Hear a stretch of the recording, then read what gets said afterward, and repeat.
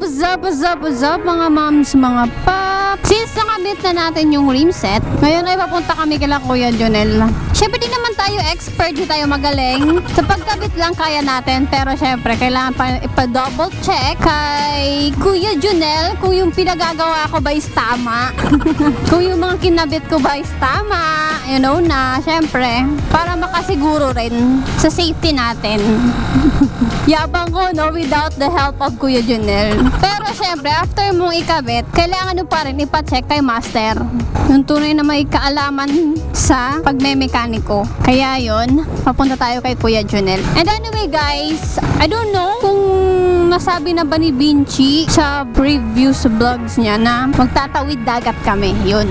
And yun na nga guys, because of that, since tatawid dagat kami, kung meron man pong malapit sa Abra de Ilog, kung meron man pong nakakaalam ng schedule ng Abra de Ilog, kung sino mga taga Mindoro dyan, pa-message po ako sa page ko, Downshift Kaycee. Ilalagay ko na rin yung link sa description box. So yun, PM nyo lang po ako doon kung alam nyo yung schedule ng sa Abra de Ilog.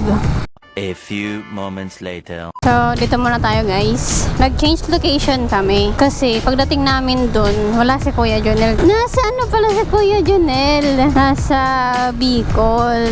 Late na nabasa ni Vinci. Kaya, yon. So, dito na lang kami magpapakabit ng bis.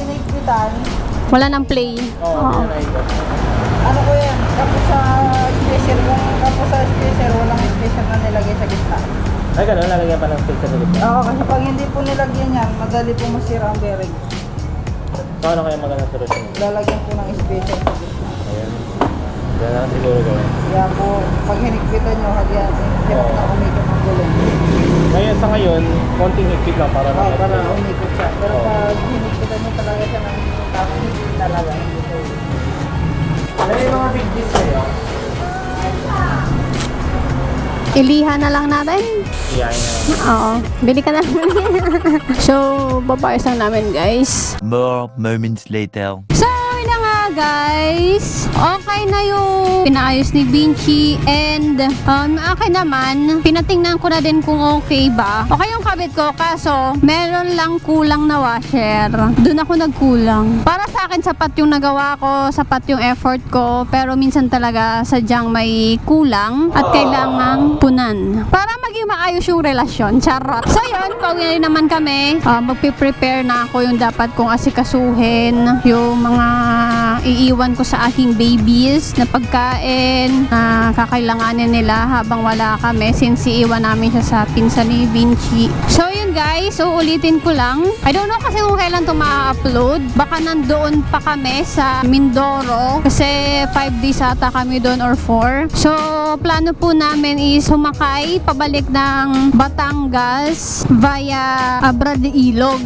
Ngayon, paiba-iba kasi yung schedule. I don't know kung legit ba yung sa online na chinek ni Vinci kasi paiba-iba daw yung schedule tapos yung price, ganyan. Magro-roro lang naman kami. Tapos, if ever man na may idea kayo kung magkano and ano yung oras na biyahe, pa-message na lang sa akin sa Facebook page ko na nasa description box. Baka may idea kayo. Doon ko na lang po i-check and sobrang salamat po sa tulong na yon. So, yun guys, hanggang dito na lang muna ang aking vlog. See you na lang sa mga taga Mindoro. If ever naman makita nyo kami.